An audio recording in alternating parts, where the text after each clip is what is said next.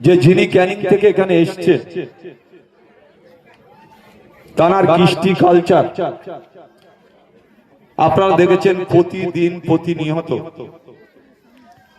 কোনো না কোনো অঞ্চলে বোম পাওয়া যাচ্ছে, কোনো না কোনো অঞ্চলে বোম বাঁধতে গিয়ে মানুষ মারা যাচ্ছে, কোনো না কোনো জায়গায় বোম রেখে আইএসএফ এর কর্মীদের ধরিয়ে দেওয়া হচ্ছে, কোনো না কোনো জায়গায় নিজের গাড়িতে বোম মেরে নিজের সিকিউরিটি বাড়ানোর জন্য চেষ্টা হচ্ছে।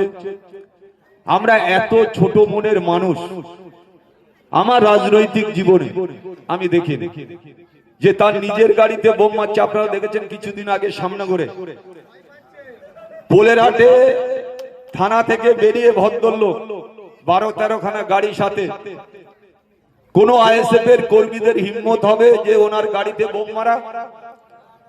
উনি 5টা ছেলেরে রেখে বোম মেরেছে, তাদের 5000 টাকা দিয়েছে। তারা স্বীকার করেছে যে আমার গাড়িতে বোম মারবি, তোদের 5000 টাকা দেবো আর আইএসএফ এর ছেলেদের কেস দেবো আর আমার সিকিউরিটিটা বাড়বে। উনি সহ্য করতে পারছেন না। মেয়েরা জুতো দেখাচ্ছে, মেয়েরা ঝেঁটা দেখাচ্ছে, মেয়েরা ওনার এই ভাঙড়ের মেয়েরা মায়েরা ওনাকে সহ্য করতে পারছে না। তাই বিভিন্ন জায়গায় ঝেঁটা জুতো অনেক কিছু দেখাচ্ছে। সেই কারণে সামনে পুলিশ, পিছনে পুলিশ, ডাইনি পুলিশ, বাঁয়ে পুলিশ ওনার দরকার। মানে এই চারদিকে পুলিশের দরকার ওনার। কেন না? যাতে ঝেঁটাটা দেখাতে না পারে, না কেউ চোর বলে আর স্লোগান না দিতে পারে, যে ওনাকে চোর বলে আর স্লোগান না দিতে পারে, মেয়েরা ঝেঁটা না দেখাতে পারে, কেউ কোনোভাবে ওনারে না আক্রমণ করতে পারে।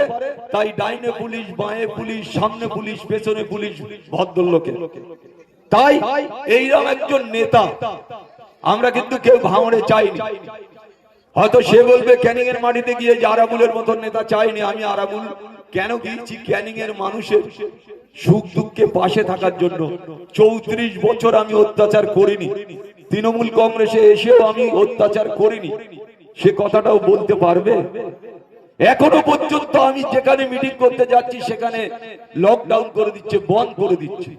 কতটা ভয়, কতটা আতঙ্ক আছে ওরা, আপনি ভাবতে পারবেন? ক্যানিং এর মানুষ এখনো পর্যন্ত 2500 মানুষের ঘর ভেঙে দেওয়া হয়েছে। আমি বলছিলাম আগে, আজকে তারা বিভিন্ন জায়গায় বাস করছে। আজকে আমি সেদিন পরশুকার দিন বলছিলাম ক্যানিং এর প্রায় 50 থেকে 60,000 মানুষ লেদার কমপ্লেক্সে কাজ করে। ক্যানিং বিধানসভায় এত গরিব, এত দারিদ্র সীমার নিচে বসবাসকারী, জড়ি খাটিয়ে বাস করে মায়েরা, বোনেরা, একটা দুচালা করে জড়ি। আর ছোট্ট একটা, আমি একজনের ঘরেতে ঢুকেছিলাম, ছোট্ট একটা টয়লেট, সেই টয়লেটে যাওয়ার মতন পরিস্থিতি নেই, সেই ঘরে থাকার মতন পরিস্থিতি নেই। হাজারে হাজারে মায়েরা, বোনেরা সেই ঘরে বসবাস করে। আমি জিজ্ঞেস করলাম যে আপনারা এত আবাস যোজনা মুখ্যমন্ত্রী বলেছে, গরিব মানুষ, পিছিয়ে পড়া মানুষ, আদিবাসী, দলিত ভাইরা, আমার শিডিউল কাস্ট, শিডিউল ট্রাইব ভাইরা, মায়েরা, বোনেরা ঘর পাবে, তাহলে আপনারা পেলেন না কেন? বলে 20,000 করে টাকা জীবনতলা পার্টি অফিসে জমা রাখতে হবে, তারপরে আমার নামে ঘর আসবে। আপনারা ভাবুন, একটা জরি খাটানো গরিব মানুষ 20,000 টাকা নেতাদের দিতে পারবে না ঘর পাবে? এটা চিন্তা করুন। এমন একটা অপদার্থ নেতা সে ভাঙড়ে এসছে কি এখানে সাধু পুরুষ সাজার জন্য? থানার অফিসে টাকা দিতে হবে। ওই ভদ্রলোক একদিন ভাঙড় কলেজে বলেছিল যারা ঘরের জন্য টাকা চাবে তাদের জুতো বেতা করবেন, ওই ভদ্রলোক বলেছিল। আর সেই ভদ্রলোকের দলের লোকেরা Jibantala party office, local committee, তৃণমূলের পার্টি অফিসে টাকা জমা দিতে হবে, তারপরে গরিব মানুষরা ঘর। আমি একজনের কাছে শুনছিলাম, আমার এক বন্ধুর আত্মীয় আছে ওখানে, সে ওখানকার পঞ্চায়েত মেম্বার, 3 টার্মের পঞ্চায়েতের মেম্বার, 2 তলা করে বাড়ি। তার ভাই পেয়েছে, তার বোনাই পেয়েছে, তার জামাই পেয়েছে, তার শালা পেয়েছে, তার শালি পেয়েছে, মানে 11 খানা ঘর পেয়েছে।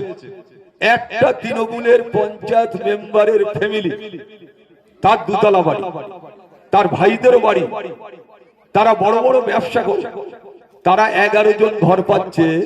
আর জড়ি খাটিয়ে যারা 2 তলা ঘরের উপরে, একজনা গিয়ে দেখলাম যে পুরো চাল টাল ভাঙা। আমি বলি কেন ভাই? তা বললো যে আমার এই ঘরে তৃণমূলটা ভেঙে দিয়েছে, বলে আমার কাছে টাকা চেয়েছিল দিতে পারিনি, তা ঘরটা আমি ফাঁকা রেখেছি, এবার নির্বাচনের পরে তারপরে আমি অ্যালবেস্টার লাগাবো। ভাবতে পারে মানুষ কত দুঃখী আছে। তাই এখানকার আমি মায়েদের, বোনেদের, ভাইদের, এই ব্যবস্থা 2 নম্বর অঞ্চল, অলি গলি সমস্ত বাড়ি পর্যন্ত আমি চিনি। তাই আপনাদের কাছে আমার যেটা বলার, নওশাদ ভাইজান এসেছেন, উনি বলবেন, আপনাদের কাছে আমার বড় জোরে আবেদন থাকবে যে ওইবারে আমরা ডবল নয়, আমরা 3 ডবল ভোটে এবারে ওনাকে জেতাতে চাই, লক্ষাধিক ভোটে এবারে আমরা ভাঙড় থেকে জেতাতে চাই। তাই আপনাদের কাছে আহ্বান রেখে যাব, আগামী 29 তারিখ আসছে দিন, সকাল সকাল ভোট দিন, মা বোনেদের বলে দিন আপনারা সকাল সকাল উঠুন, সকাল সকাল ভোট দিন, খাম চিহ্নে ভোট দিন, খাম চিহ্নে ভোট দিয়ে এই অপদর্থ নির্লজ্জ তোলাবাজ এদের ঘাট ধরে ধাক্কা দিয়ে এখান থেকে পার করে দিন। সবাইকে ধন্যবাদ, শুভেচ্ছা।